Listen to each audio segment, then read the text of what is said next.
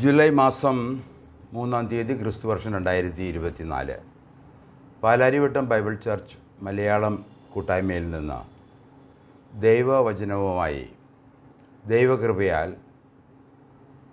ഒരിക്കൽ കൂടി Vincent Thomas. എന്നെ കേൾക്കുന്ന ഏവർക്കും ക്രിസ്തു യേശുവിൽ കൃപയും സമാധാനവും നേരുന്നു.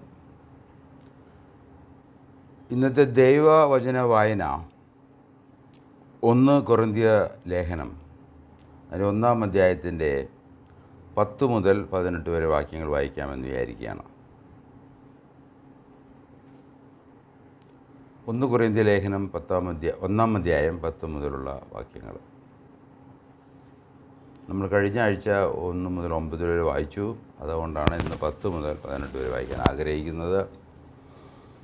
സഹോദരന്മാരെ, നിങ്ങളേവരും ഒന്ന് തന്നെ സംസാരിക്കുകയും നിങ്ങളുടെ ഇടയിൽ ഭിന്നത ഭാവിക്കാതെ ഏകമനസ്സിലും ഏകാഭിപ്രായത്തിലും യോജിച്ചിരിക്കുകയും വേണം എന്ന് ഞാൻ നിങ്ങളെ നമ്മുടെ കർത്താവായ യേശു ക്രിസ്തുവിൻ്റെ നാമം ചൊല്ലി പ്രബോധിപ്പിക്കുന്നു. നമുക്കറിയാം, ഈ വാക്യം എഴുതുന്നത് പൗലോസ് അപ്പോസ്തലനാണ്. അതുകൊണ്ടാണ് ഞാൻ നിങ്ങളെ നമ്മുടെ കർത്താവ് യേശു ക്രിസ്തുവിൻ്റെ നാമം ചൊല്ലി പ്രബോധിപ്പിക്കുന്നു എന്ന് അത് നമുക്ക് മനസ്സിലാക്കേണ്ട ആവശ്യമുണ്ട്. 11-ാം വാക്യത്തിൽ, സഹോദരന്മാരെ, നിങ്ങളുടെ ഇടയിൽ പിണക്കമുണ്ടെന്ന് ക്ലോവയുടെ ആളുകളാൽ എനിക്ക് അറിവ് കിട്ടിയിരിക്കുന്നു.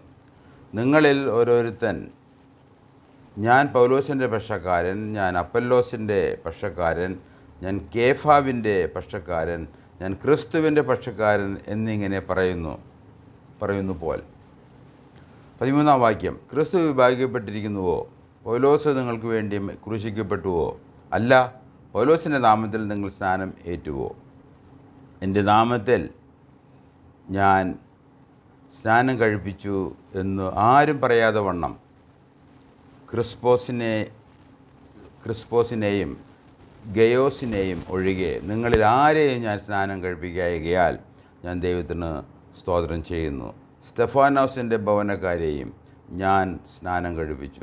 അതല്ലാതെ മറ്റ് വല്ലവരെയും സ്നാനം കഴിപ്പിച്ചുവോ എന്ന് ഞാൻ ഓർക്കുന്നില്ല. സ്നാനം കഴിപ്പിപ്പാനല്ല, സുവിശേഷം അറിയിപ്പാനത്രേ ക്രിസ്തു എന്നെ അയച്ചത്. ക്രിസ്തുവിൻ്റെ ക്രൂശ് വ്യർത്ഥമാകാതിരിക്കേണ്ടതിന് വാക്കുചാതുര്യത്തോടെ അല്ലാതാനും ക്രൂശിൻ്റെ വചനം നശിച്ചു പോകുന്നവർക്ക് ഭോഷത്വവും രക്ഷിക്കപ്പെടുന്ന നമുക്കോ ദൈവശക്തിയും ആകുന്നു.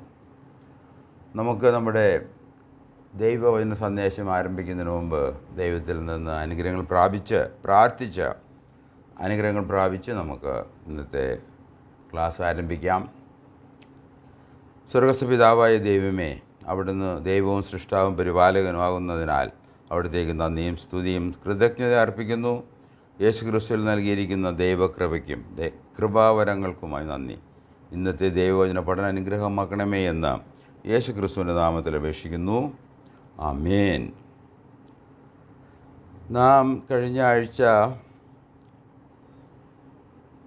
1 കൊരിന്ത്യർ ലേഖനത്തിൽ നിന്ന് ചില പഠനങ്ങൾ ആരംഭിച്ചു. അതിന് കാരണം 3 തരത്തിലുള്ള മനുഷ്യ സ്വഭാവങ്ങളെയും നമുക്ക് കാണാം. എല്ലാ മനുഷ്യരും ഒരേ പോലെയാണ്. ദൈവം ആദാമിനെയും ഹവ്വയെയും ദൈവസാദൃശ്യത്തിൽ സൃഷ്ടിച്ചു. അതുകൊണ്ട് ആണും പെണ്ണും ഈ പ്രപഞ്ചത്തിൽ ദൈവം ഉണ്ടാക്കിയ എല്ലാ മനുഷ്യരും അത് ദൈവഛായയുള്ളവരും ഒരേ ശരീരപ്രകൃതിയുള്ളവരാണ്. എന്നാൽ നമ്മുടെ വിശ്വാസത്തിൻ്റെ ഉള്ളടക്കം അനുസരിച്ച് നമ്മളുടെ പല സാഹചര്യങ്ങളെയും കൊണ്ടും നമുക്ക് ദൈവത്തെ മാറ്റി നിർത്തി നമ്മുടെ സ്വന്തം ഇഷ്ടത്തിന് ജീവിച്ച നമ്മുടെ ഒരു പ്രത്യേക തരം മനുഷ്യരായിട്ട് നമുക്ക് നമ്മെ തന്നെ അവതരിപ്പിക്കാം. അതിൽ ദൈവവചന പ്രകാരം 3 വ്യക്തികളെ നമുക്ക് കാണാം. ഒന്ന്,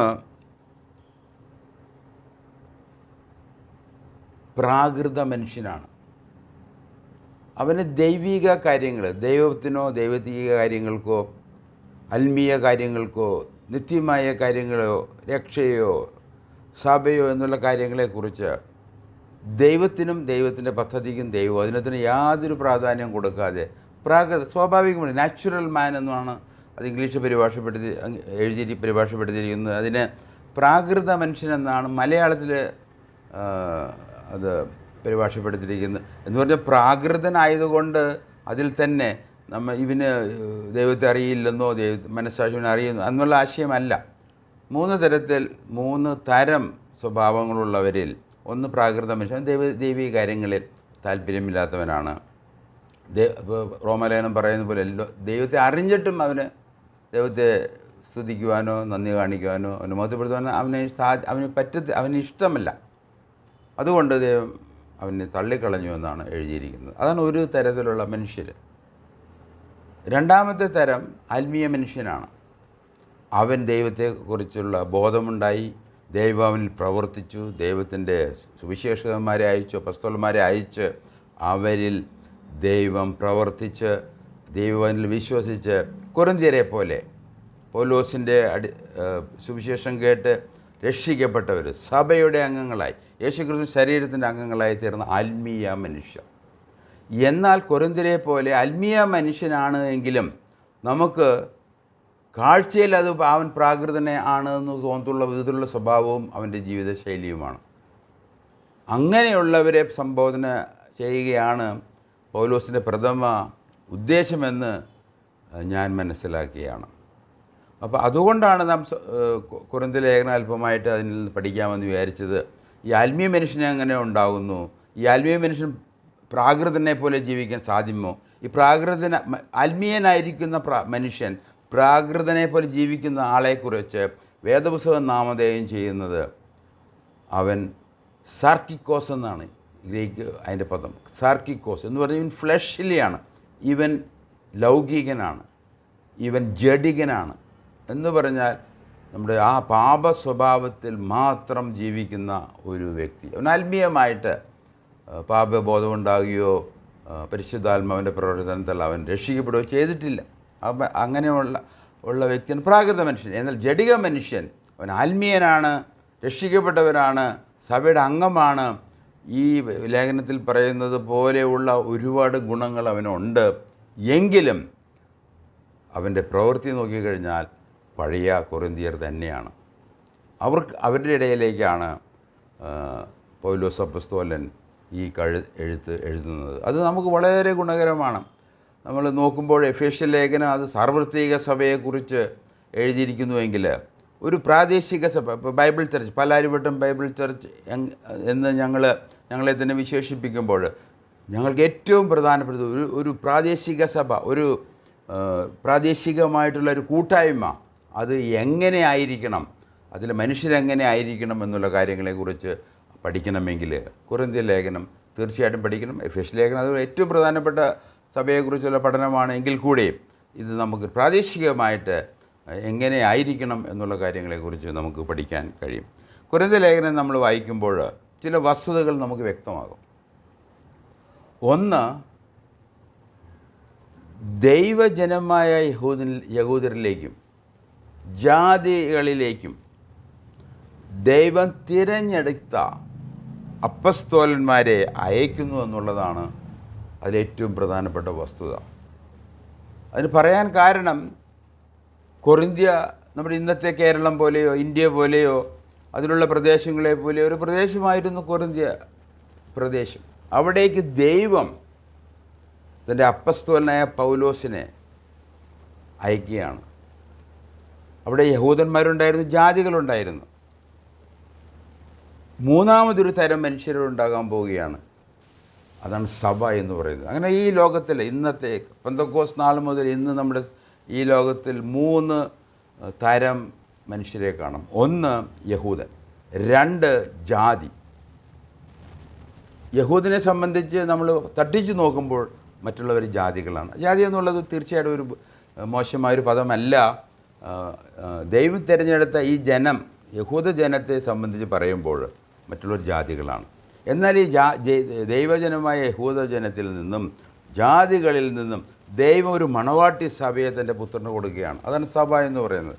അതുകൊണ്ട് സഭ എന്ന ആ ആശയം നിലനിൽക്കുന്നിടത്തോളം കാലം വേറൊരു തരം, മൂന്നാമതൊരു തരം ഒരു മനുഷ്യരെ നമുക്ക് കാണാം. അവർ ഉണ്ടാകാനുള്ള കാരണം ദൈവം തൻ്റെ തിരഞ്ഞെടുക്കപ്പെട്ട അപ്പസ്തോലന്മാരെ ഓരോ പ്രദേശങ്ങളിലേക്ക്, ഒരു മനുഷ്യരിലേക്ക് അയച്ചു. അവർക്ക് സുവിശേഷം കൊടുത്തു. അങ്ങനെ അവിടെ സഭ ഉണ്ടാകുകയാണുണ്ടായത്. അതുകൊണ്ട് ദൈവത്തിൻ്റെ പ്രവർത്തനം അതാണ് ഏറ്റവും പ്രധാനപ്പെട്ടത്. വേദപുസ്തകം വായിക്കുമ്പോൾ ഏറ്റവും പ്രധാനമായിട്ടുള്ള വിഷയം ദൈവം സംസാരിച്ചു എന്നുള്ളതാണ്. ദൈവം സംസാരിച്ച വിഷയങ്ങൾ ദൈവം ആഗ്രഹിക്കുന്നത് പോലെ നമ്മൾ എന്തറിയണം, ആ കാര്യങ്ങൾ ദൈവം നമുക്ക് എഴുതി തന്നിരിക്കുകയാണ്. അതാണ് തിരുവചനം എന്ന് പറയുന്നത്. അപ്പം ഒന്നാമതായിട്ട് ദൈവവചന യഹൂദന്മാരിലേക്കും ജാതികളിലേക്കും ദൈവം തിരഞ്ഞെടുക്കപ്പെട്ട അപ്പസ്തോലന്മാരെ അയക്കുന്നു. ഇന്നും ഈ അപ്പസ്തോലന്മാർ പഠിപ്പിച്ച അതേ ഉപദേശമാണ് ഈ ബൈബിൾ ചർച്ച് പോലെയുള്ള ഞങ്ങൾ ഇന്നും പ്രസംഗിക്കുന്നത്. അതിന് യാതൊരു മാറ്റവുമില്ല. ദൈവത്തിൻ്റെ പ്രസ്താവനകൾ അത് അതേപടി ഇന്ന് നിലനിൽക്കുന്നു. ആ പ്രസ്താവന കൊരിന്ത്യരെ രക്ഷിച്ചുവോ, അവൻ്റെ വരവിനായിട്ടുള്ള പ്രത്യക്ഷതയ്ക്കായിട്ടുള്ള അവർക്ക് പ്രത്യാശ ഉണ്ടായോ, അത് തന്നെയാണ് ഇന്നും. അതേ സുവിശേഷമാണ് ഇന്നും മാറ്റമില്ലാത്ത രീതിയിൽ ഞങ്ങൾ പ്രസംഗിക്കുന്നത്. രണ്ടാമതായിട്ട് ദൈവം അപ്പസ്തോലന്മാർക്ക് വ്യക്തമായ സന്ദേശം നൽകി. ദൈവം അയക്കുക മാത്രമല്ല, എന്ത് പറയണം എന്നും അവരെ പഠിപ്പിക്കുകയുണ്ടായി. അത് പരിശുദ്ധാത്മാവ് ചെയ്യുന്നൊരു വലിയ പ്രവർത്തനമാണ്. അതുകൊണ്ടാണ് നമ്മൾ പല ഭാഗത്തും കൊരിന്ത്യ ലേഖനത്തിൽ നാം വായിക്കുമ്പോൾ സുവിശേഷത്തെക്കുറിച്ച് പറയുമ്പോൾ എനിക്ക് ലഭിച്ചതും നിങ്ങൾക്ക് നൽകിയതുമായ ദൈവത്തിൽ നിന്ന് പ്രാപിച്ച് അത് തൻ്റെ ഓരോ പ്രദേശങ്ങളിൽ ദൈവം അപ്പസ്തോലനായ പൗലോസ് പ്രസംഗിക്കുകയാണ് ഉണ്ടായത്. അതുപോലെ തന്നെ കർത്തൃമേശയെക്കുറിച്ച് നമ്മുടെ ലോർഡ്സ് ടേബിൾ എന്നും കമ്മ്യൂണിയൻ എന്നൊക്കെ പറയുന്ന, യുക്രിസ്റ്റ് എന്നൊക്കെ പറയുന്ന നമ്മളുടെ കർത്തൃമേശയിലും അതിനെക്കുറിച്ചും പറയുമ്പോൾ എനിക്ക് ലഭിച്ചു. അതിൻ്റെ ഉപദേശങ്ങൾ നമുക്ക് നൽകുകയാണ്. അങ്ങനെ ദൈവത്തിൽ നിന്ന് ലഭിച്ച ഉപദേശങ്ങൾ അപ്പസ്തോലന്മാർ അതേപടി മായം ചേർക്കാതെ മനുഷ്യരുടെ ഇടയിലേക്ക് കടന്നു വന്ന് പ്രസ്താവിച്ചു. അത് വിശ്വസിച്ചവരാണ് ഈ കൊരിന്ത്യ സഭയിലുള്ള വിശ്വാസികൾ. അങ്ങനെ ദൈവം അപ്പസ്തോലന്മാർക്ക് വ്യക്തമായ സന്ദേശം നൽകി. മൂന്നാമതായിട്ട് യേശു ക്രിസ്തു ആകുന്നു ക്രിസ്തു എന്ന്, ഈ ക്രിസ്തുവാണ് ക്രൂശിക്കപ്പെട്ടത് എന്നുള്ളതും വളരെ ശക്തമായ ഉപദേശമാണ്. യേശുവാണ് ക്രിസ്തു എന്ന് യഹൂദന്മാരുടെ ഇടയിലും യഹൂദന്മാരുടെ ദൈവത്തിൽ വിശ്വസിച്ച യവനന്മാരുടെ ഇടയിലും ദൈവഭക്തന്മാരുടെ ഇടയിലും പൗലോസ് പ്രസംഗിച്ചു. ഈ യേശുവാണ് ക്രിസ്തു. ഈ ക്രിസ്തു ആരാണ്? ക്രിസ്തു ദൈവം യഹൂദന്മാർക്ക് വാഗ്ദത്തം കൊടുത്ത മശിഹായാണ്. അതിൻ്റെ ഗ്രീക്ക് പദമാണ് ക്രിസ്തു എന്നുള്ളത്. അതുകൊണ്ട് യേശുവാണ് ക്രിസ്തു. ഈ ക്രിസ്തു ക്രൂശിക്കപ്പെട്ടു. നമ്മൾ 1 കൊരിന്ത്യർ 15 അധ്യായം നമ്മൾ വായിക്കുമ്പോൾ നമ്മൾ നേരത്തെ പറഞ്ഞതുപോലെ അവൻ പാപങ്ങൾക്ക് വേണ്ടി മരിച്ചു. അവൻ സ്വന്തമായിട്ട് പാപം ചെയ്തിട്ടില്ല, അവൻ പാപരഹിതനായിരുന്നു, പാപം ചെയ്തിട്ടില്ല, അവൻ പാപമില്ല എന്ന് വേദപുസ്തകം പറയുമ്പോൾ അവൻ എന്തിനു പിന്നെ മരിക്കേണ്ടി വന്നു? നമ്മുടെ പാപങ്ങൾക്ക് വേണ്ടി, മനുഷ്യരുടെ ലോകത്തിൻ്റെ പാപങ്ങൾക്ക് വേണ്ടിയാണ് അവൻ മരിച്ചത്.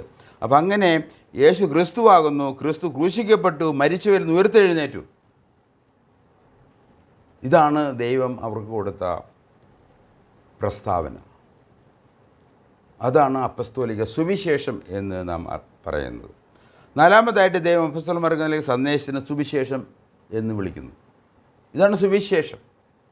ദൈവത്തിൻ്റെ മഹാകൃപയുടെ പദ്ധതിയിൽ ദൈവം തൻ്റെ പുത്രനെ പാപങ്ങൾക്ക് പരിഹാരമായി ഈ ലോകത്തിലേക്ക് അയച്ചു എന്നുള്ളത്, അതാണ് സുവിശേഷം. അതിൽ കർത്താവ് യേശു ക്രിസ്തുവാണ്. ക്രിസ്തു ക്രൂശിക്കപ്പെട്ടു. അതെന്തിനു വേണ്ടിയാണ്? പാപത്തിന് വേണ്ടി. അങ്ങനെ രക്ഷ, ഇതാണ് സുവിശേഷം എന്ന് പറയുന്നത്. ദൈവം അപ്പസ്തോലന്മാർ വഴി ഈ സുവിശേഷത്തിലൂടെ യഹൂദിനെയും ജാതിയെയും വിളിക്കുന്നു. ഇത് ഞാനുണ്ടാക്കി പറയുന്നതല്ല. 1 കൊരിന്ത്യർ നമ്മൾ വായിച്ച് തുടങ്ങുമ്പോൾ തുടങ്ങുന്നത് തന്നെ ദൈവഹിതപ്രകാരം യേശു ക്രിസ്തുവിൽ അപ്പസ്തോലനായ പൗലോസ്. അപ്പോൾ ഈ അവൻ എഴുതിയിരിക്കുന്ന ഈ കാര്യങ്ങളെല്ലാം ദൈവത്തിൽ നിന്നാണ്. അത് ക്രിസ്തുവിൻ്റെ അംഗീകാരമുള്ളതാണ്. അവൻ ക്രിസ്തുവിൻ്റെ പ്രതിനിധിയാണ്, ക്രിസ്തുവിൻ്റെ അപ്പസ്തോലനാണ്. ഈ സുവിശേഷത്തിലൂടെയാണ് ഇന്നും അന്നും എന്നും സഭ നിലനിൽക്കുന്നിടത്തോളം കാലം ദൈവം ഈ സഭയിലേക്ക് മനുഷ്യരെ വിളിക്കുന്നത് ഈ സുവിശേഷം വഴിയാണ്. ഈ സുവിശേഷം അപ്പസ്തോലന്മാർ പറഞ്ഞ സുവിശേഷമാണ്. അതൊരു പ്രസ്താവനയാണ്, അത് ദൈവത്തിൽ നിന്നാണ്. അതിൽ വിശ്വസിക്കുന്നവർക്ക് നിത്യരക്ഷ. ഇതാണ് സുവിശേഷം എന്ന് നാം ഇവിടെ വേദപുസ്തക പ്രകാരം പറയുന്നത്.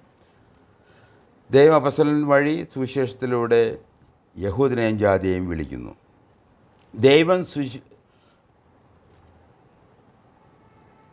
ദൈവം അപ്പസ്തലന്മാർ വഴി സുവിശേഷത്തിലൂടെ വിളിക്കുന്നതിൻ്റെ ഉദ്ദേശം, എന്തിനു വേണ്ടിയാണ് ദൈവം ഈ അപ്പസ്തോലന്മാരെ മനുഷ്യമന്ദിരങ്ങളിലേക്ക് അയച്ച് അവർ വിളിക്കുന്നത്? ഒരു പ്രസ്താവന വഴി, ഒരു നല്ല സന്ദേശം വഴി, ഒരു വ്യക്തി നമുക്ക് വേണ്ടി ചെയ്തു എന്നുള്ള കാര്യങ്ങളെക്കുറിച്ച് ദൈവത്തിൻ്റെ സന്ദേശം നമുക്ക് അതിൻ്റെ ഉദ്ദേശം എന്താണ്? അങ്ങനെ വിശ്വസിക്കുന്നവരെ സഭയുടെ അംഗമായി തീരുന്നു. യേശുക്രിസ്തുവിൻ്റെ ശരീരത്തിൻ്റെ ഭാഗമാകുന്നു.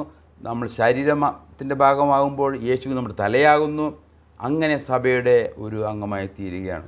ഇതിൻ്റെ ഉദ്ദേശം എന്താണ് എന്നുള്ളത് വളരെ പ്രധാനപ്പെട്ട വിഷയമാണ്. ദൈവം എന്തുകൊണ്ട് ഇത്രയും വലിയ കാര്യങ്ങൾ തൻ്റെ പുത്രനിൽ ചെയ്തു?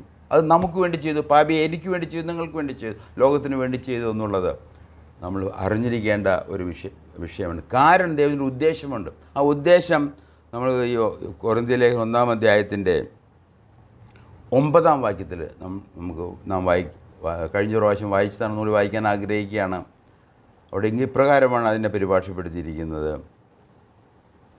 തൻ്റെ പുത്രനും, 1 കൊരിന്ത്യർ 1-ാം ലേഖനം 1-ാം അധ്യായത്തിൻ്റെ 9-ാം വാക്യം, തൻ്റെ പുത്രനും. ഈ തൻ്റെ എന്ന് പറയുമ്പോൾ ആരാണത്? ദൈവം തൻ്റെ പുത്രനെ കുറിച്ച് പറയുകയാണ്. ദൈവപുത്രനും നമ്മുടെ കർത്താവായ യേശുക്രിസ്തുവിൻ്റെ കൂട്ടായ്മയിലേക്ക് നിങ്ങളെ വിളിച്ചിരിക്കുന്ന ദൈവം വിശ്വസ്തൻ. അപ്പോൾ വിശ്വസ്തനായ ദൈവം പറഞ്ഞാൽ പറഞ്ഞതാണ്, പറഞ്ഞ കാര്യങ്ങളിൽ നിന്ന് മാറ്റമില്ലാതെ ചെയ്യുന്ന, അതിനോട് വിശ്വസ്തത എന്ന സ്വഭാവമുള്ള, മാറ്റമില്ലാത്ത ഒരു ദൈവമാണ് നമ്മളെ വിളിക്കുന്നത്. ആ വിളിയുടെ ഉദ്ദേശം എന്താണ്? ഈ സുവിശേഷത്തിലൂടെ നമ്മൾ വിളിക്കുമ്പോൾ ഉദ്ദേശം എന്താണെന്ന് വ്യക്തമായി എഴുതിയിരിക്കുകയാണ്. യേശു ക്രിസ്തുവിൻ്റെ കൂട്ടായ്മയിലേക്ക് നമ്മളെ വിളിക്കുകയാണ്. ആരാ വിളിക്കുന്നത്? ദൈവം വിളിക്കുന്നു. ഇതാണ് സുവിശേഷത്തിൻ്റെ പ്രാധാന്യം. ദൈവത്തിൻ്റെ പ്ലാനിൻ്റെയും തൻ്റെ പുത്രനുള്ള പ്ലാനിൻ്റെയും ഏറ്റവും പരമമായ ഉദ്ദേശം ഇതാണ്.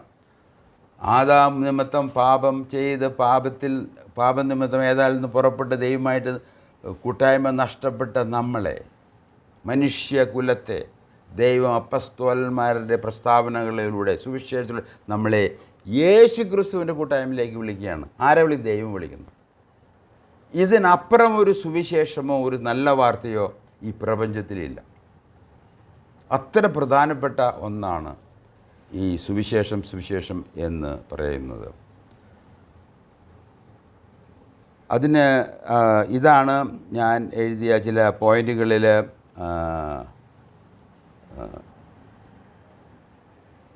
നാം പഠിച്ചു വരുന്നത്.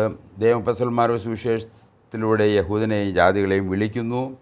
ദൈവ സുവിശേഷത്തിലൂടെ വിളിക്കുന്നതിൻ്റെ ഉദ്ദേശം തൻ്റെ പുത്രൻ നമ്മുടെ കർത്താവുമായ യേശുക്രിസ്തുവിൻ്റെ കൂട്ടായ്മയിലേക്ക് നിങ്ങളെ ദൈവം വിശ്വസ്തനാണ്. കൂട്ടായ്മ അഥവാ സഹവാസം, ദൈവമായിട്ടുള്ള ക്രിസ്തുവായിട്ടുള്ള ആ ഒരു സഹവാസം, ഒരു ജീവിതം, അതിലേക്ക് നമ്മളെ ഒരു നിരപ്പിൻ്റെ സുവിശേഷം എന്നൊക്കെ നമ്മൾ 2 കൊരിന്ത്യർ 5-ാം അധ്യായത്തിൽ വായിക്കും. അതിൽ അപ്രകാരം ദൈവമായിട്ടുള്ള ഒരു കൂട്ടായ്മ, ഒരു ഫെലോഷിപ്പ്, അവനുമായിട്ടുള്ള നഷ്ടപ്പെട്ട ബന്ധം നമുക്ക് തിരിച്ചു കിട്ടുന്ന, പാപം നിമിത്തമുണ്ടായ പ്രശ്നങ്ങൾ പാപത്തിന് പരിഹാരം വരുത്തിയതുകൊണ്ട്, അതിനുവേണ്ടി ദൈവം തൃപ്തനായതുകൊണ്ട്, അതിൻ്റെ അടയാളമായിട്ട് യേശുക്രിസ്തുവിനെ 3-ാം ദിവസം ഉയർത്തെഴുന്നേൽപ്പിച്ചതുകൊണ്ട് നമുക്കത് വിശ്വസിക്കാം, ഇത് സത്യമാണ് എന്നുള്ളത്. അങ്ങനെ ദൈവമായിട്ടുള്ള കൂട്ടായ്മയിലേക്ക് വിശ്വസിക്കുകയാണ്. സുവിശേഷം ദൈവത്തിൽ നിന്നുള്ള പ്രസ്താവനയും വിളിയുമാകുന്നു.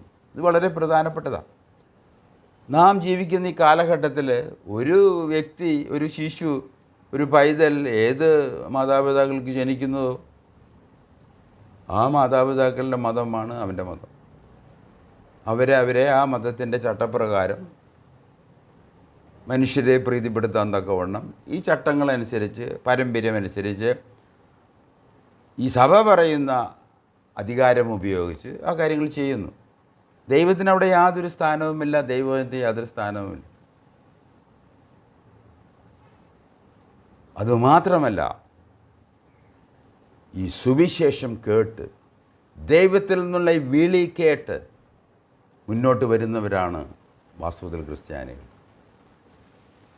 ഇത് അത്ര സ്വീകാര്യമായിട്ടുള്ളൊരു പ്രസ്താവനയല്ല. അതുകൊണ്ട് ദൈവവചനത്തിലേക്കും അതിൻ്റെ അധികാരത്തിലേക്കും അതിൽ പറഞ്ഞിരിക്കുന്ന കാര്യങ്ങളിലേക്കും വരുമ്പോൾ ചിലപ്പോൾ 200 കോടി ജനങ്ങൾ അവരെ നടത്തുന്ന സഭാ നേതാക്കന്മാർക്കും അത് വളരെ അലോഹ്യമായി തോന്നാം. പക്ഷേ ഇത് ദൈവവചനത്തിൽ ദൈവം പറഞ്ഞിരിക്കുന്ന കാര്യങ്ങളായതുകൊണ്ട് അത് മനുഷ്യരിലേക്ക് എത്തിക്കുക എന്നുള്ളത് അത് ഒരു ദൈവം തന്ന ഒരു ഉത്തരവാദിത്തമാണ് എന്ന് ഞങ്ങൾക്ക് ബോധ്യം ഉണ്ട്. അങ്ങനെ സുവിശേഷം ദൈവത്തിനുള്ള പ്രസ്താവനയും വിളിയുമാകുന്നു. അപ്പസ്തോലന്മാർ പ്രസ്താവിച്ച പ്രസ്താവനയിൽ വിശ്വസിച്ചവർ രക്ഷിക്കപ്പെട്ടു. ഇത് വേദപുസ്തകം പറയുന്ന പ്രമാണമാണ്, ഞാൻ പറയുന്ന പ്രമാണമല്ല, എൻ്റെ പ്രമാണമല്ല. സുവിശേഷം കേട്ട് അതിൽ വിശ്വസിക്കണം. എന്നാൽ ഇന്ന് ഗലാത്യ ലേഖനത്തിൽ പറയുന്നത് പോലെ ഒരുപാട് സുവിശേഷങ്ങളാണ്.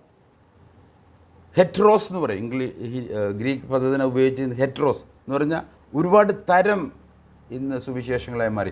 ഓരോ സഭകൾക്കും ഓരോ വിഭാഗങ്ങൾക്കും ഓരോ തരത്തിലുള്ള പ്രസ്താവനകളും വിളിയുമാണ്. എന്നാൽ അത് ദൈവവചനത്തോട് യോജിക്കുന്നതല്ല. ദൈവവചനത്തിലെ വിളി എങ്ങനെയാണ്, ആ പ്രസ്താവന എന്താണ്, അതിൽ വ്യക്തി ആരാണ്, അതിന് പിന്നിലുള്ള അധികാരം എന്താണ്, ഇത് ആത്മീയ ശക്തി കൊണ്ട് നടക്കുന്നൊരു കാര്യമാണത്. പരിശുദ്ധാത്മാവാണ് ഇതിൻ്റെ പിന്നിൽ പ്രവർത്തിക്കുന്നത്. അങ്ങനെ ഒരുവൻ യേശുക്രിസ്തുവിൽ വിശ്വസിക്കുമ്പോൾ, കാൽവരി മരണത്തിൽ വിശ്വസിക്കുമ്പോൾ, അവൻ്റെ ക്രൂശീകരിക്കപ്പെട്ടത് അത് എൻ്റെ പാപത്തിന് വേണ്ടിയാണെന്ന് അവൻ മനസ്സിലാക്കുമ്പോൾ, അത് വിശ്വസിക്കുമ്പോൾ ദൈവം നമ്മളെ എന്ത് ചെയ്യുന്നു, ഒരു ക്രിസ്ത്യാനിയായി തീർക്കുന്നു എന്നുള്ളതും വാസ്തവമായ ഒരു കാര്യമാണ്. 2 വാക്യങ്ങൾ ഒന്നാം അധ്യായത്തിൽ ശ്രദ്ധേയമാണ്. 2 വാക്യങ്ങൾ ഈ നമ്മൾ മേൽപ്പറഞ്ഞ പ്രസ്താവനയും വിളിയും ആ പ്രസ്താവനയിൽ വിശ്വസിച്ച് രക്ഷിക്കപ്പെട്ടു എന്നുള്ള കാര്യങ്ങളെക്കുറിച്ച് 2 വാക്യങ്ങൾ വായിക്കാൻ ആഗ്രഹിക്കുകയാണ്. 1 കൊരിന്ത്യർ ലേഖനത്തിൽ നിന്ന്. 1 അതിൻ്റെ 18-ാം വാക്യത്തിൽ നാം ഇപ്രകാരമാണത് മലയാളത്തിലേക്ക് തർജ്ജമ ചെയ്തിരിക്കുന്നത്. ക്രൂശിൻ്റെ വചനം നശിച്ചു പോകുന്നവർക്ക് ഭോഷത്വവും രക്ഷിക്കപ്പെടുന്ന നമുക്കോ ദൈവശക്തിയുമാകുന്നു. എന്ന് പറഞ്ഞാൽ ദൈവം അയച്ച ഈ അപ്പസ്തോലന്മാർ പറഞ്ഞ സുവിശേഷവും സുവിശേഷത്തിൻ്റെ പ്രസ്താവനയും അതിലെ ക്രിസ്തുവും അതിലെ ക്രൂശുമരണവും അത് പാപത്തിന് പരിഹാരമാണ് എന്നും അത് സകല ജനത്തിനും വേണ്ടിയുള്ളതാണ് എന്നുള്ളതും അതിൻ്റെ പിന്നിൽ പ്രവർത്തിക്കുന്നത് ദൈവശക്തിയാണ്. അത് പരിശുദ്ധാത്മാവാണെന്നുള്ള നമുക്ക് മറ്റുള്ള പഠനങ്ങളിലൂടെ നമുക്ക് മനസ്സിലാക്കാവുന്നതാണ്. അങ്ങനെയാണ് ദൈവത്തിൻ്റെ ഉദ്ദേശങ്ങൾ നമ്മുടെ ജീവിതത്തിലും നമ്മുടെ ചരിത്രത്തിലും അത് സാധ്യം ആകുന്നത്. അപ്പം അങ്ങനെ ഒരു വാക്യം അത് ക്രൂശിൻ്റെ വചനം നശിച്ചു പോകുന്നവർക്ക് ഭോഷത്വവും രക്ഷിക്കപ്പെടുന്ന നമുക്കോ ദൈവശക്തിയും ആകുന്നു. അതിൻ്റെ 21-ാം വാക്യം കൂടി വായിക്കാൻ ഞാൻ ആഗ്രഹിക്കുകയാണ്. 1 കൊരിന്ത്യർ ലേഖനം 1-ാം വാക്യം. ദൈവത്തിൻ്റെ ജ്ഞാനത്തിൽ ലോകം ജ്ഞാനത്താൽ ദൈവത്തെ അറിയായിക കൊണ്ട് വിശ്വസിക്കുന്നവരെ പ്രസംഗത്തിൻ്റെ ഭോഷത്വത്താൽ രക്ഷിപ്പാൻ ദൈവത്തിന് പ്രസാദം തോന്നി. ഇത് ദൈവത്തിൻ്റെ കാര്യമാണത്.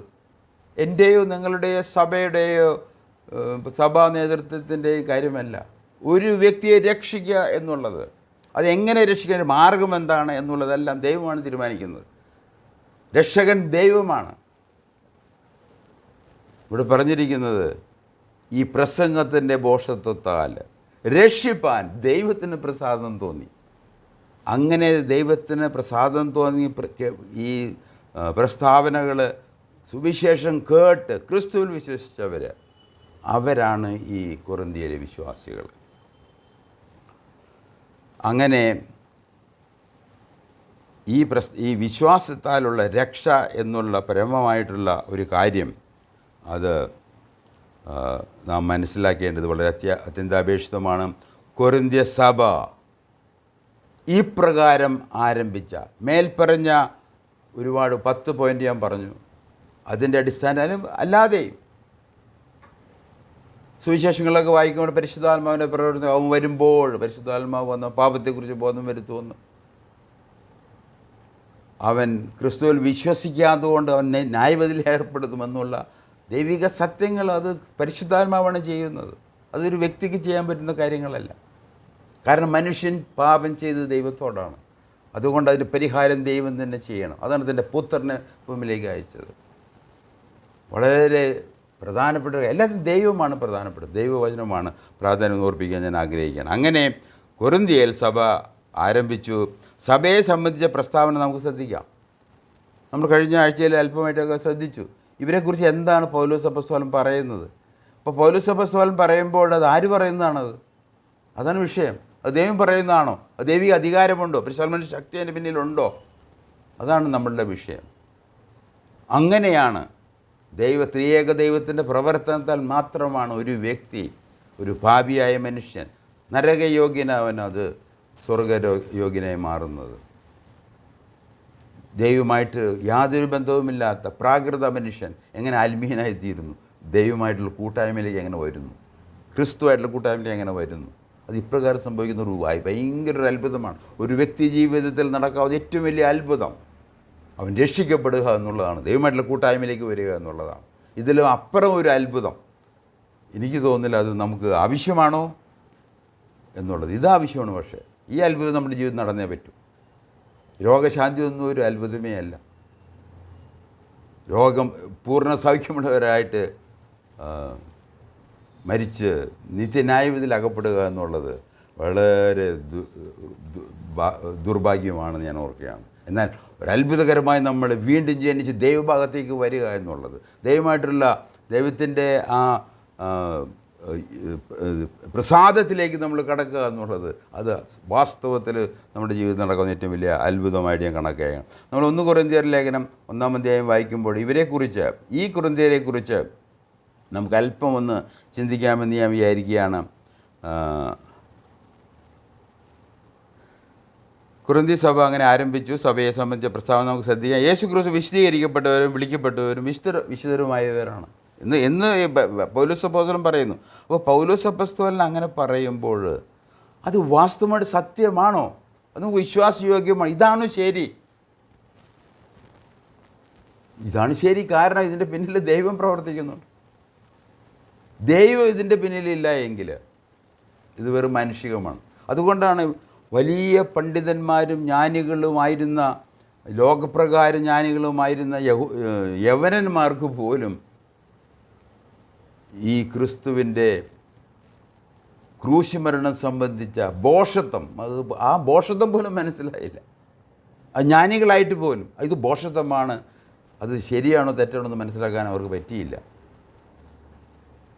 എന്നുള്ളതും വളരെ പരിതാപകരമായ കാര്യമാണ്. അതുകൊണ്ട് കൊരിന്ത്യ ലേഖനം ആരംഭിക്കുന്നത് തന്നെ ഇവരെ സംബോധന ചെയ്തുകൊണ്ട് ദൈവേഷ്ടത്താൽ യേശുക്രിസ്തുവിൻ്റെ അപ്പോസ്തലനായി വിളിക്കപ്പെട്ട പൗലോസും സഹോദരനായ സ്തെസ്തോനേസും കൊരിന്തിലുള്ള ദൈവസഭയ്ക്ക് യേശുക്രിസ്തുവിൽ വിശുദ്ധീകരിക്കപ്പെട്ടവരും അവിടെയും എവിടെയും നമ്മുടെ കർത്താവ് യേശുക്രിസ്തു നാമത്തെ വിളിച്ചപേക്ഷിച്ച എല്ലാവരോടും കൂടെ വിളിക്കപ്പെട്ട വിശുദ്ധന്മാരുമായവർക്ക് തന്നെ എഴുതുന്നത്. അപ്പോൾ ഈ എഴുത്ത് ലഭിക്കുന്ന ഈ കൊരിന്ത്യ വിശ്വാസികൾ, സഭ അവരെക്കുറിച്ച് വേദപുസ്തകം പറയുന്ന പ്രകാരം. അപ്പോൾ അതിൻ്റെ എത്ര പേര് അന്ന് സഭയിലുണ്ടായിരുന്നു, അവരുടെ പേരുകൾ എന്തൊക്കെയാണ്, ഇതെല്ലാം ദൈവത്തിന് അറിയാവുന്ന കാര്യങ്ങളാണ്. എന്നാൽ നമ്മൾ ഇതിൻ്റെ ആരംഭത്തെക്കുറിച്ച്, കൊരിന്ത്യയിലെ സഭയെ ആരംഭത്തെക്കുറിച്ച് നമ്മൾ പഠിക്കുമ്പോൾ അവിടെ അനേകർ അതിൽ വിശ്വസിച്ചു എന്നാണ്. അപ്പോൾ ഈ അനേകരുടെ എണ്ണം എത്രയാണെന്ന് എനിക്കറിയത്തില്ല. അങ്ങനെ അനേകർ ഈ ക്രിസ്തുവിൽ വിശ്വസിക്കാൻ ഇടയായി. അവരെക്കുറിച്ച് പറയുന്ന അവർ ക്രിസ്തു യേശുവിൽ വിശുദ്ധീകരിക്കപ്പെട്ടവരും അവിടെ ഇവിടെ യേശുക്രിസ്തു നാമത്തിൽ വിളിച്ച എല്ലാവരോടും വിളിക്കപ്പെട്ട വിശുദ്ധന്മാരുമായവരാണ്. അപ്പം അതുകൊണ്ട് ഇവർ സ്വന്തമായിട്ട് വിശദീകരിക്കപ്പെട്ടവരാണെന്ന് അവിടെ പറയുന്നില്ല. അവർ ദൈവം വിളിച്ചു പറഞ്ഞു ഇനി വിശദീകരിക്കപ്പെടണം, കുറേ നാൾക്ക് ശേഷം വിശദീകരിക്കപ്പെടും എന്നല്ല പറയുന്നത്. അവർ ക്രിസ്തു യേശുവിൽ, അതുകൊണ്ട് ക്രിസ്തു യേശു നമുക്ക് വേണ്ടി മരിക്കുക മാത്രമല്ല, അവൻ നമ്മുടെ വിശുദ്ധീകരണവുമായി തീർന്നു. അത് 1 കൊരിന്ത്യർ 1 അധ്യായത്തിന് 31 വാക്യം അങ്ങനെ പറയുന്നു. അവൻ നമ്മൾ വീണ്ടെടുപ്പ്, അവൻ നമ്മുടെ വിശുദ്ധീകരണം, എല്ലാം ക്രിസ്തുവായി തീരുകയാണ് ഈ സുവിശേഷത്തിൽ നാം വിശ്വസിക്കുമ്പോൾ. അങ്ങനെ നമ്മൾ മുന്നോട്ട് പോകുമ്പോൾ യേശുക്രിസ്തുവിൽ ഈ കൊറിന്ത്യ വിശ്വാസികൾ യേശുക്രിസ്തു വിശദീകരിക്കപ്പെട്ടവരും വിളിക്കപ്പെട്ട വിശുദ്ധന്മാരുമായവരാണ്. അതിൻ്റെ 4-ാം വാക്യത്തിൽ 1-ാം അധ്യായം 4-ാം വാക്യത്തിൽ യേശുക്രിസ്തുവിൽ കൃപ ലഭിച്ചവർ. ഇന്ന് മിക്ക സഭകളിലും കൃപ ലഭിക്കണമെന്ന് ചെയ്യണം, സഭയിൽ കാശ് കൊടുക്കണം, സഭയുടെ പ്രമാണങ്ങളും കൂതാശകളിലും നമ്മൾ ചെയ്യണം, സഭയാണ് നമുക്ക് കൃപ നൽകുന്നതാണ് സഭ പഠിപ്പിക്കുന്നത്. എത്രയോ അബദ്ധമായ വിഷയമാണ്. കൊറിന്ത്യയിലെ വിശ്വാസികൾക്ക് കൃപ ലഭിച്ചത്, അവർ കൃപ ലഭിച്ചവരാണ്. എങ്ങനെയാണ് ലഭിച്ചത്? ഈ സുവിശേഷം കേട്ടതിൽ വിശ്വസിച്ചപ്പോൾ ആ കൃപയിലേക്ക് കടന്നു. അതുകൊണ്ട് നമ്മൾ entrance in to peace of God, നമുക്ക് ദൈവസന്നിധിയിലേക്കും ദൈവമായിട്ടുള്ള കൂട്ടായ്മയിലേക്ക് കടക്കാൻ തക്കവണ്ണം ഉള്ള ദൈവകൃപ നമുക്ക് ലഭിക്കുകയാണ്. അതിൻ്റെ 5-ാം വാക്യത്തിൽ യേശുക്രിസ്തുവിൻ്റെ സാക്ഷ്യം കൊരിന്ത്യ വിശ്വാസികൾ ഉറപ്പായി. ഈ യേശുക്രിസ്തുവിൻ എന്ന വ്യക്തിയും അവൻ്റെ ക്രൂശും മരണവും അത് ഇവരുടെ ജീവിതത്തിൽ ഉറപ്പായി എന്ന് എഴുതിയിരിക്കുന്നത്. എന്നാൽ ഇവരെ സംബന്ധിച്ച് പൗലോസ് അപ്പോസ്തലന് ക്ലേഫോസ് വഴി റിപ്പോർട്ട് കിട്ടുമ്പോൾ അവിടെ ഒരുപാട് പ്രാകൃതമായിട്ടുള്ള ജീവിത രീതിയാണ്. അതുകൊണ്ടാണ് ഒരു വിശ്വാസിയായ വ്യക്തി സഭയിൽ എങ്ങനെ ജീവിക്കണം, അവൻ്റെ പെരുമാറ്റം എങ്ങനെ ആയിരിക്കണം എന്നുള്ളതും പൗലോസ് ഈ ലേഖനങ്ങളിലൂടെ പഠിപ്പിക്കുകയാണ്. അപ്പം അതുകൊണ്ട് സുവിശേഷം കേട്ട് വിശ്വസിച്ച് മുന്നോട്ട് വരുന്നവർക്ക് നമ്മൾ നേരത്തെ പറഞ്ഞതുപോലെ ഒരു ആത്മീയ ജീവിതമുണ്ട്. അവൻ ആത്മീയനാണ്, ഒരു ആത്മീയ ജീവിതമുണ്ട്, ആത്മീയ പോരാട്ടമുണ്ട്, ആത്മീയ അനുഗ്രഹങ്ങളുണ്ട്. അതെല്ലാം ലഭിച്ചവരാണ് ഈ കൊരിന്ത്യ വിശ്വാസികൾ. അവരെങ്ങനെ ജീവിക്കണം എന്നുള്ളത് അത് വലിയ വിഷയമാണെങ്കിൽ കൂടി അതിൻ്റെ തുടക്കം എങ്ങനെയായിരിക്കണം എന്നുള്ളതാണ് ബൈബിൾ ചർച്ച്, പാലാരൂട്ടം ബൈബിൾ ചർച്ചിൻ്റെ ഊന്നൽ. ആദ്യമായി നിങ്ങൾ ഈ സുവിശേഷം കേട്ട് ക്രിസ്തുവിൽ വിശ്വസിച്ച് ദൈവഭാഗത്തേക്ക് വരണം, കൂട്ടായ്മയിലേക്ക്, ദൈവമായിട്ടുള്ള ക്രിസ്തുവായിട്ടുള്ള കൂട്ടായ്മയിലേക്ക് വരണം. നിങ്ങൾ രക്ഷിക്കപ്പെടുന്നുള്ള ബോധ്യം വരണം. അതാണ് ഏറ്റവും പ്രധാനപ്പെട്ട. ഈ ലോക ജീവിതത്തിൽ ഒരു ഉറപ്പും ധൈര്യവും വരാനുള്ള ലോകത്തെക്കുറിച്ച് പ്രത്യാശയും നമുക്ക് ലഭിച്ചേ പറ്റൂ. അല്ലെങ്കിൽ നമ്മുടെ ജീവിതം പ്രാകൃത മനുഷ്യനെ പോലെ ആയിത്തീരും. ഒരു ആത്മീയ മനുഷ്യനായി തീരുക എന്നുള്ളത് വളരെ പ്രധാനപ്പെട്ട ഒരു വിഷയം. അതിൻ്റെ 5-ാം വാക്യത്തിൽ ക്രിസ്തുവിൻ്റെ സാക്ഷ്യം കൊരിന്ത്യ വിശ്വാസികൾ ഉറപ്പുണ്ടാക്കി. 6-ാം വാക്യത്തിൽ സകല വചനത്തിലും സകല പരിജ്ഞാനത്തിലും സമ്പന്നന്മാരായി. നമുക്ക് സമ്പന്നത വേണ്ടത് ദൈവിക കാര്യങ്ങളാണ് നമുക്ക് സമ്പന്നരാകേണ്ടത്. ഇന്ന് prosperity gospel, health and wealth prosperity gospel നിങ്ങൾ കേട്ട് കാണാൻ അതിനെക്കുറിച്ച്. ദൈവത്തിന് 10 കൊടുത്തു കഴിഞ്ഞാൽ ദൈവം 1000 തരും, 1000 കൊടുത്തു കഴിഞ്ഞാൽ അതിൻ്റെ 2 ഇരട്ടി തരും. അങ്ങനെ ഒരു ബിസിനസ് മെൻറ്റാലിറ്റി. ഇതൊന്നുമല്ല നമ്മളെക്കുറിച്ച് ദൈവം ആഗ്രഹിക്കും. നമ്മൾ സമ്പന്നരാകേണ്ടത് ദൈവിക കാര്യങ്ങളിലാണ്. ഇവിടെ കൊരിന്ത്യ വിശ്വാസികൾ അവർ സകല പരിജ്ഞാനത്തിലും സമ്പന്നരായി, വചനത്തിലും. ദീർഘനാളുകൾ വചനം പഠിച്ച് എനിക്ക് പോലും പലപ്പോഴും ദുഃഖം തോന്നിയിട്ടുണ്ട്. ദൈവമേ, എത്രയോ അജ്ഞനാണ് ഞാൻ, ഇത്രയും പഠിച്ചിട്ട് പോലും എത്രയോ അജ്ഞനാണ്. അപ്പോൾ ഇത് വായിക്കാത്ത, ഇത് ദൈവവചനമാണെന്ന് അറിയാത്ത, ഇത് വായിച്ച് ദൈവമായിട്ടുള്ള കൂട്ടായ്മയിലേക്ക് വരാത്ത വ്യക്തികളുടെ കാര്യങ്ങൾ എത്രയോ ശോചനീയമാണ്. അതുകൊണ്ട് ദൈവവചനം വായിക്കണം. ഇത് ദൈവത്തിൻ്റെ വചനമാണ്. അതിനുള്ള സകല കാര്യങ്ങളും ദൈവം എഴുതിയിട്ടുണ്ട്. ഇത് ശരിയാണെന്ന് നമുക്ക് ബോധ്യം തരുന്ന ദൈവം തന്നെയാണ്. അതുമാത്രമല്ല എൻ്റെ 6-ാം വാക്യത്തിൽ 7-ാം വാക്യത്തിൽ കൃപാവരത്തിലും കുറവില്ലാത്തവരായി. അവർ കൃപകൾ ലഭിച്ചു.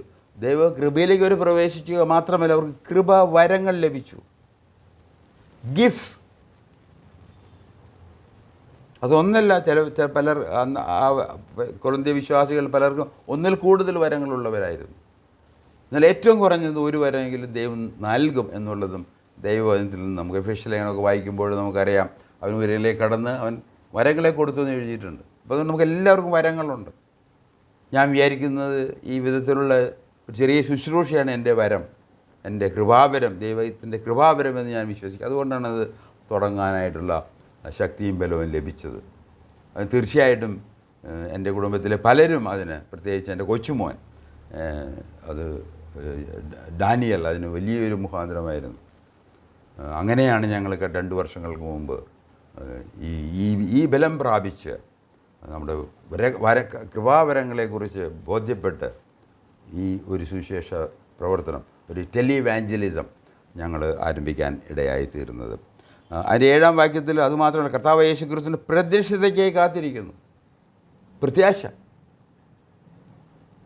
അതുകൊണ്ടാണ് ഞാൻ പറഞ്ഞത്, നമ്മൾ ഈ ലോക ജീവിതത്തിൽ പാപക്ഷമ ഉള്ളവരായിട്ട് ഉറപ്പുള്ളവരായിരിക്കണം. എന്നാൽ മാത്രമേ നമുക്ക് നിത്യമായ പ്രത്യാശയുള്ളവരായിട്ട് ജീവിക്കാൻ കഴിയുകയുള്ളൂ. അതിന് 8-ാം വാക്യത്തിൽ ഒരു വലിയ വാഗ്ദാനം കൂടി ദൈവം നൽകുകയാണ് അപ്പോസ്തലനായ പൗലോസ് വഴി. അവർക്ക് കൃപാവരങ്ങൾ കുറവില്ലാത്തവരായിരുന്നു, യേശുക്രിസ്തു പ്രതീക്ഷയ്ക്ക് കാത്തിരിക്കുന്നവരായിരുന്നു. എന്നിട്ട് പറയുകയാണ്, അവസാനത്തോളം ഈ ക്രിസ്തു, ഈ ദൈവം, ഈ പരിശുദ്ധാത്മ നമ്മൾ ഉറപ്പിക്കും. ഇത് ദൈവത്തിൻ്റെ വാഗ്ദാനങ്ങളാണത്. എന്നാൽ നമുക്കത് ലഭിച്ചത് അപ്പോസ്തലനായ പൗലോസ് വഴിയാണ്, പത്രോസ് വഴിയാണ്, മറ്റുള്ള അപ്പോസ്തലന്മാർ വഴിയാണ്, ദൈവം ഉദ്ദേശിച്ച ആൾക്കാർ വഴിയാണ് നമുക്ക് ലഭിച്ചത്.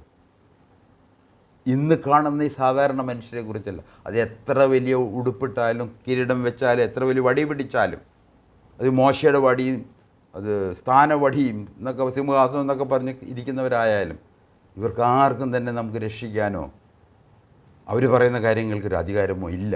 ഇത് ദൈവവചനം, ദൈവത്തിൻ്റെ അധികാരമുള്ളത് ദൈവവചനത്തിലും അത് അപ്പോസ്തലൻ പറയുന്ന കാര്യങ്ങൾ മാത്രമാണെന്ന് ഓർപ്പിക്കാൻ ഞാൻ ആഗ്രഹിക്കുകയാണ്. അതിൻ്റെ 9-ാം വാക്യത്തിൽ തൻ്റെ പുത്രനെ നമ്മുടെ കർത്താവ് യേശു ക്രിസ്തു കൂട്ടായ്മയിലേക്ക് നിങ്ങളെ വിളിച്ച ദൈവം വിശ്വസ്തനാണ് എന്ന്. കാരണം ഈ ഒരു കൂട്ടായ്മ എത്രയോ അനുഗ്രഹീതമായ ഒരു സംഭവമാണ്.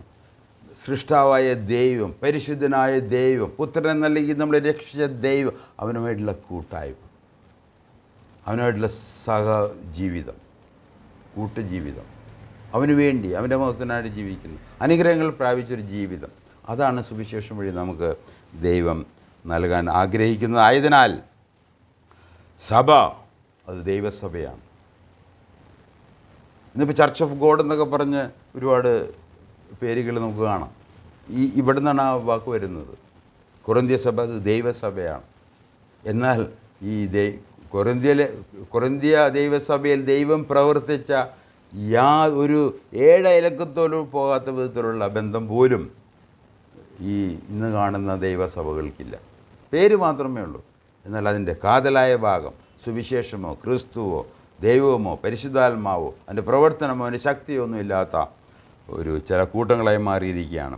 ദൈവത്തിൻ്റെ വിശ്വസ്തതയിൽ ഉറച്ചിരിക്കുന്ന സഭ, ദൈവത്തിൻ്റെ സാക്ഷ്യം, യേശു ക്രിസ്തുവിൻ്റെ സാക്ഷ്യം, അപ്പോസ്തലന്മാരുടെ സാക്ഷ്യം, ഇവയിൽ മേലാണ് സഭ പണിയപ്പെട്ടിരിക്കുന്നത്.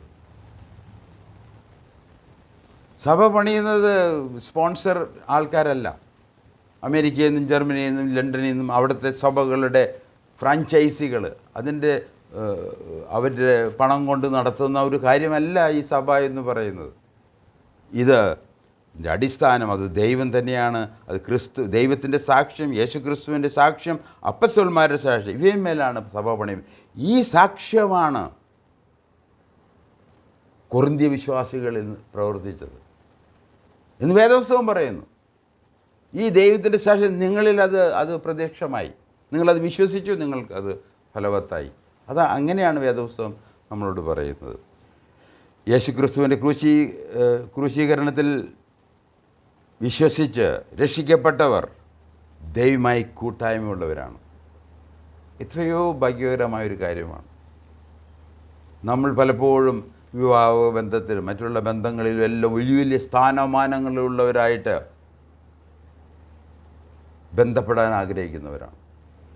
എന്തെങ്കിലുമൊക്കെ പ്രതിഫലം കിട്ടും, എന്തെങ്കിലും ഭാവിയിലൊരു ഗുണം കിട്ടും എന്നുള്ള വിധത്തിൽ. അതിലൊക്കെ എത്രയോ അപാരമായി ഉന്നതമായ ഒരു ബന്ധമാണ് നമ്മുടെ സൃഷ്ടാവായിട്ടുള്ള ദൈവം, പരിശുദ്ധനായ ദൈവത്തോട്.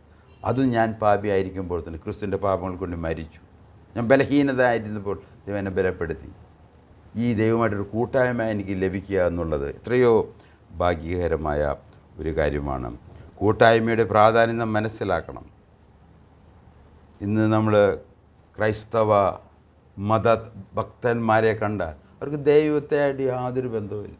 ഈ സഭ പഠിപ്പിക്കുന്ന പ്രാർത്ഥനകൾ പഠിപ്പിച്ച് അവർ പറയുന്ന ആചാരങ്ങൾ വർഷം മുഴുവനും ചെയ്ത് ജീവിതകാലം മുഴുവൻ ചെയ്ത് രക്ഷിക്കാൻ സാധ്യമില്ലാത്ത മറ്റ് മധ്യസ്ഥന്മാരെ കൊണ്ട് മധ്യസ്ഥത പഠിപ്പിച്ച് വളരെ ദയനീയമായി ജീവിക്കുന്നവരാണ്. എന്നാൽ ഇതാ ദൈവം തൻ്റെ പുത്രൻ വഴി ദൈവമായിട്ടൊരു കൂട്ടായ്മയിലേക്ക് നമ്മളെ വിളിക്കുകയാണ്. അതിനു വേണ്ടി അവൻ തൻ്റെ പുത്രൻ അയച്ചു, അവൻ മരിച്ചു, ക്രൂശിക്കപ്പെട്ടു, ഉയർത്തെഴുന്നേറ്റു. അവനിൽ വിശ്വസിക്കുന്നവന് ഇത് സാധ്യമാണ്. ഇവയെല്ലാം പരിശുദ്ധാത്മാവ്, ഈ പറയുന്ന കാര്യങ്ങളെല്ലാം ഇവയെല്ലാം സാധ്യമാകുന്ന പരിശുദ്ധാത്മാവാകുന്നു. എന്നാൽ ക്രൂശിൻ്റെ വചനം നശിച്ചു പോകുന്നവർക്ക് അത് ഭോഷത്വമാണ്. എന്നെ കേൾക്കുന്നവർ നിങ്ങൾ ഭോഷന്മാരാകരുത്. ഇത് നിങ്ങൾ വേദപുസ്തകത്തിൽ നിങ്ങളതിനെ പരിശോധിച്ച് നോക്കി അതിൽ വിശ്വസിക്കണം. ഈ സുവിശേഷത്തിൽ വിശ്വസിക്കണം, ക്രിസ്തുവിൽ വിശ്വസിക്കണം, ക്രൂശിൽ വിശ്വസിക്കണം, പുനരുദ്ധാനത്തിൽ വിശ്വസിക്കണം എന്നുള്ളത് ഞാൻ ശക്തമായി നിങ്ങളെ ഓർപ്പിക്കുകയാണ്. വിശ്വസിക്കുന്നവർക്ക്, എന്നാൽ നിങ്ങൾ വിശ്വസിക്കുന്നുവെങ്കിൽ അത് നിങ്ങൾക്ക് ദൈവശക്തിയാണ്. It's a power of God unto salvation എന്ന് എഴുതിയിരിക്കുന്നത്. കാരണം എന്താ? ഇത് ദൈവം പ്രവർത്തിക്കുന്ന കാര്യമാണ്. വിൻസെൻ്റ് തോമസ് അല്ല, എൻ്റെ വാക്ചാതുര്യമല്ല, ഞാൻ പറയുന്ന മെസ്സേജ് അല്ല. ഇതിന് പിന്നിൽ ദൈവത്തിൻ്റെ മെസ്സേജ്, തൻ്റെ പുത്രനെക്കുറിച്ചുള്ള മെസ്സേജ്, അതാണ് നമ്മളെ രക്ഷയിലേക്കും ദൈവമായിട്ടുള്ള കൂട്ടായ്മയിലേക്കും നമ്മളെ നയിക്കുന്നത്. ആകയാൽ ദൈവത്തിൽ നിന്നും യേശുക്രിസ്തു ക്രൂശമരണത്തിൽ നിന്നും സുവിശേഷത്തിൽ നിന്നും ദൈവവചനത്തിൽ നമുക്ക് ആരംഭിക്കേണ്ടതുണ്ട്. ഞാൻ കൂടി വായിക്കാൻ ആഗ്രഹിക്കുകയാണ്. നമ്മുടെ ആരംഭം ദൈവത്തിൽ നിന്നും, യേശുക്രിസ്തുവിൻ്റെ ക്രൂശമരണത്തിൽ നിന്നും സുവിശേഷത്തിൽ നിന്നും ദൈവവചനത്തിൽ നിന്നും ആരംഭിക്കേണ്ടത് ആവശ്യമാണ്. ക്രൂശിതനായ യേശുക്രിസ്തുവിൽ വിശ്വസിച്ച് രക്ഷയോടൊപ്പം നിത്യമായ പ്രത്യാശയും ഉള്ളവരായി ജീവിക്കുവാൻ ഈ നല്ലവനായ ദൈവം സഹായിക്കട്ടെ. നമുക്ക് പ്രാർത്ഥിച്ച് നമുക്ക് ഇന്നത്തെ ക്ലാസ് അവസാനിപ്പിക്കാം. സ്വർഗസ്ഥനായ ഞങ്ങളുടെ പിതാവേ, കേൾപ്പിച്ച വചനം അത് ഞങ്ങളുടെ വിശ്വാസമായി പരിണമിക്കുവാൻ, യേശുക്രിസ്തുവിൽ വിശ്വസിക്കുവാൻ, അവിടുമായിട്ടുള്ള കൂട്ടായ്മയിലേക്ക് വരുവാൻ യേശുക്രിസ്തു മുഖാന്തരം സാധ്യമാക്കണമേ എന്ന് ഞങ്ങൾ പ്രാർത്ഥിക്കുന്നു. കർത്താവായ യേശുക്രിസ്തുവിൻ്റെ നാമത്തിൽ പ്രാർത്ഥിക്കിയാൽ കേട്ടുത്തരമരുളണമേ. സ്വർഗസ്ഥ പിതാവേ, ആമേൻ. ദൈവം അനുവദിച്ചാൽ അടുത്ത ആഴ്ച കാണാം. അടുത്തൊരു സന്ദേശം ദൈവകൃപയാൽ നമുക്ക് കേൾക്കാം.